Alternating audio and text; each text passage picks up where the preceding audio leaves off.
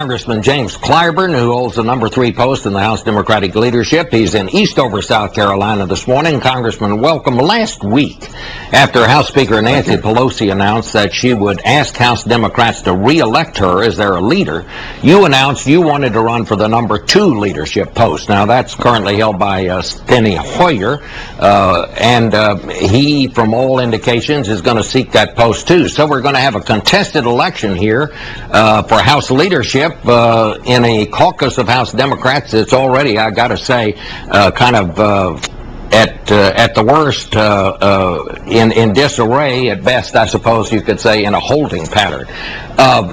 Were you happy that Nancy Pelosi decided to that she wants to stay on as leader of the Democrats in the House? Well, Bob, thank you so much for having me, first of all. But let me say this. I think you laid it out not exactly right. I am currently the Democratic whip. Mm-hmm. And what I announced was that I was going to be running for that position again. Mm-hmm. Unfortunately, when you're in the minority, the top 2 positions are a leader and whip. And we'll see how that works out. I am perfectly satisfied with Nancy Pelosi's leadership, and I don't have any problems with that. But I'm also satisfied with the record that I've laid out as whip. I think that every measurement that is used to determine success in this position, I not only exceeded it, I doubled it in many areas. And so as I talk to the members of our caucus, they are very satisfied with the way that I have conducted myself as whip. When I talk to those people, our constituents out there, they say to me that I was a very effective spokesperson for our party and for the policies we laid out, and I want to continue in that position. We'll get all this worked out in the coming days, and I suspect that it'll be resolved in such a way that our caucus will be very satisfied with the leadership team going forward. You will be running against Steny Hoyer, who currently is the number 2 person in the leadership. And let me just ask you this, Mr. Clyburn. I've had a number of House Democrats who are not all that happy that Nancy Pelosi is going to stay on, because they say she is sort of the face of the defeat, that she was seen as all of the things that some people think are wrong with the Democratic Party: too liberal, too big government, and so on and so on. And what they say is that if you are elected to the number 2 post, it will make House leadership look even more liberal than it was, and that will make it more difficult for you to do business with the Republicans. What's your response to that? Well, I have 2 responses to that. First of all, I'm not in that number that's been expressed. I've read some of those things.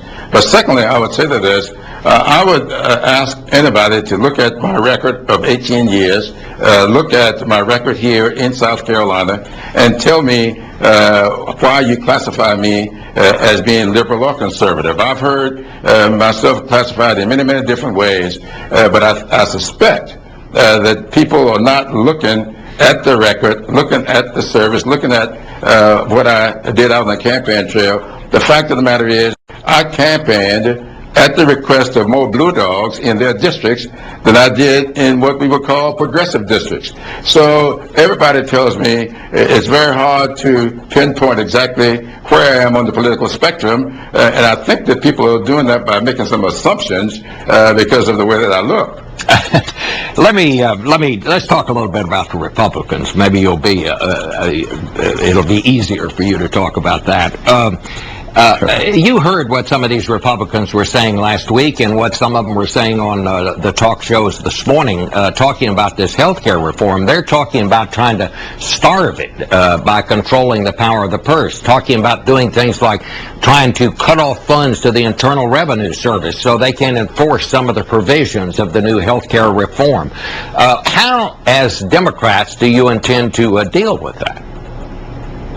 Well, I think that those people who are saying those things are really flying in the face of history. As I study history, though I was around at the time, a little bit too young to really experience, a lot of members lost their seats because of Social Security. a lot of members lost their seats. The Democrats lost its place in the South because of the Voting Rights Act of 1965. And I remember a senior citizen, Strom Thurmond, that you talked about earlier. I remember Strom Thurmond going back to Washington after 1968 saying, we are going to repeal the Voting Rights Act. Well, the fact of the matter is, what we did with health care is to make that a fundamental right of every citizen. And I would like to see which one of the Republicans would propose that we take away a person's or family's right to have their child born with diabetes come under their insurance policies. Tell a woman with breast cancer or a man with prostate cancer that we're going to allow the insurance companies to drop you after you paid your premiums on time for 30 years, and now that you got sick, what you've been guarding against, we're going to allow them to drop you.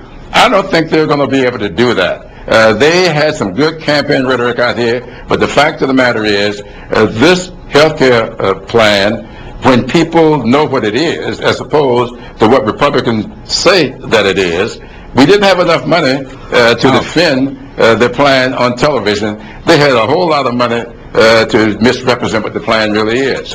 You heard Senator McConnell. He said Democrats keep talking about it was a miscommunication. They didn't sell. They weren't good salesmen. He said it wasn't a repudiation of the sales presentation.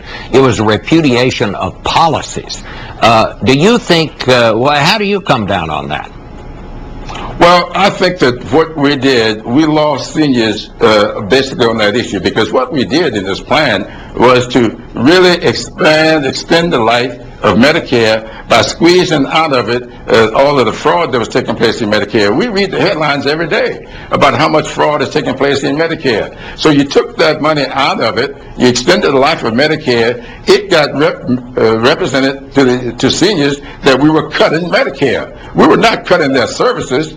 We were cutting in those areas where there was so much fraud in existence. And so that's why I say that when you get into what we really did, and the American people understand what we really did, I think this health care plan is going to be with us for a long, long time, and it's something we'll build upon. All right, Congressman, I'm very sorry we're out of time. Thank you so much.